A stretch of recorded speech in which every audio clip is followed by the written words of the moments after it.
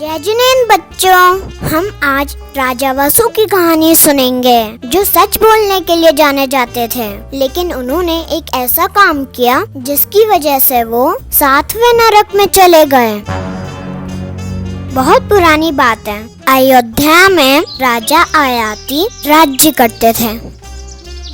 राजा और रानी का एक पुत्र था, राजकुमार वसु। जब राजकुमार वसु पढ़ने लायक हुए, तब राजा ने उन्हें क्षीरकदम ब्राह्मण के पास पढ़ने के लिए भेजा। राजा और रानी ने आपस में बात करी और क्षीरकदम ब्राह्मण को बुलाया। राजा ने वसु से कहा, पुत्र, हम तुम्हें पढ़ने के लिए आश्रम भेजना चाहते हैं। वसु बोले, जो आज्ञा पिताजी। फिर राजकुमार गुरुजी के साथ चल दिए। आश्रम में ब्राह्मण की पत्नी स्वस्ति में थी और उनका पुत्र पर्वत रहता था।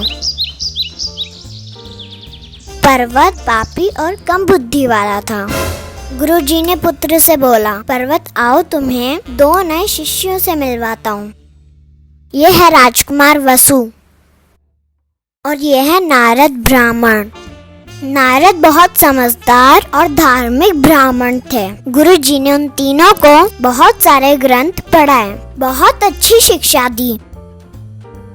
एक बार गुरुजी अपने तीनों शिष्यों के साथ घूमने निकले थे। वहाँ उन्होंने एक मुनि महाराज को देखा।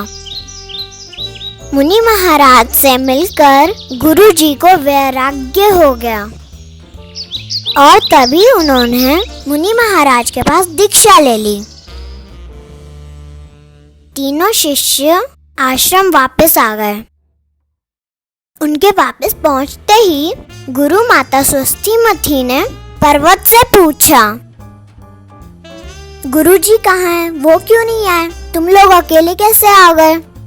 तब पर्वत ने उन्हें सारी बात बताई। गुरु माता बहुत दुखी हो गई और रोकर बोलने लगी, इनकी बुद्धि खराब हो गई थी क्या, जो दीक्षा ले ली? फिर नारद ने उन्हें समझाया, गुरु माता, परेशान क्यों हो रहे हो? ये तो खुशी की बात है। गुरुजी ने आत्म कल्याण के लिए दीक्षा ली है। वो धर्मात्मा है। दिन बीतने लगे। जब राजा आयाति ने गुरुजी की दीक्षा के बारे में सुना, तो उन्हें भी दीक्षा लेने का मन हुआ। फिर वो वसु को राजा बनाकर खुद दीक्षा ले ली। पर्वत अपने पिता की तरह शिष्य को शिक्षा देने लगा। ऐसे ही उसका गुजारा चलता था। उधर नारद मुनि देश विदेश में भ्रमण करके धर्म का प्रचार करने लगे। एक दिन की बात है। नारद मुनि घूमते घूमते पर्वत के पास पहुँचे। नारद मुनि बोले, कैसे हो पर्वत? तो पर्वत बोले, बस भाई, ऐसे ही गुजारा चल रहा है।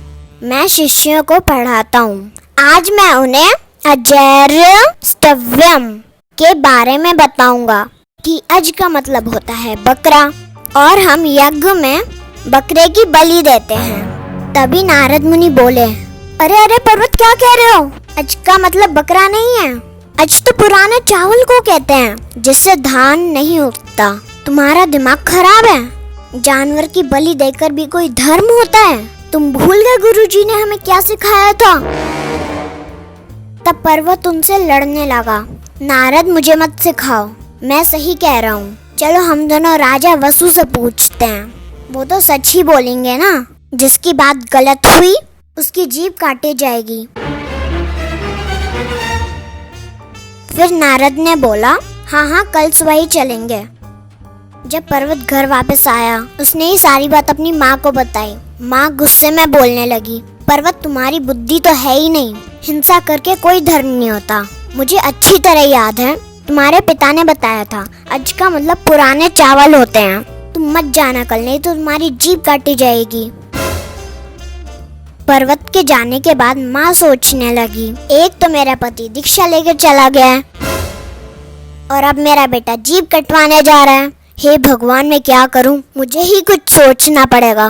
फिर अगले दिन नारद और पर्वत के पहुंचने से पहले ही गुरु माता राजा वसु के पास पहुंच गई और कहने लगी, बेटा वसु, मैं तुम्हारी गुरु माता हूँ।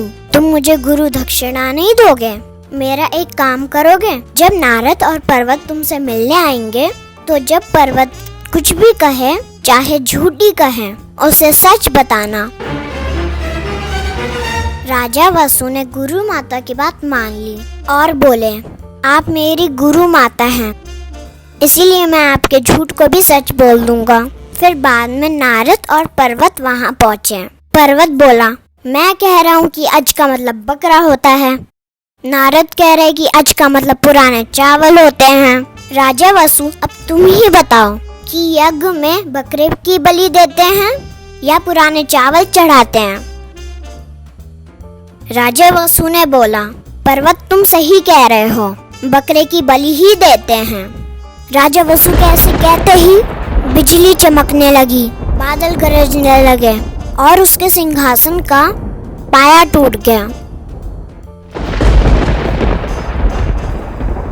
नारद ने बोला, राजा वसु, तुम पाप को बढ़ावा दे रहे हो, ये बिल्कुल ठीक नहीं है। अभी वक्त है, सच बोल दो। लेकिन राजकुमार वसु ने उसकी नहीं सुनी और उसने फिर से पर्वत का ही साथ दिया। फिर क्या था, बिजली चमकने लगी, धरती फट गई और राजा वसु अपने सिंहासन के साथ पाताल में चले गए। राजा वसु 7वें नरक में पहुंच गए और सारी प्रजा को उनकी असलियत पता चल गई। सबने नारद मुनि की जय जय करी। तो बच्चों, ये थी राजा वसु की कहानी। Hi kids, thank you for watching. Please click on subscribe button for more videos. Bye bye.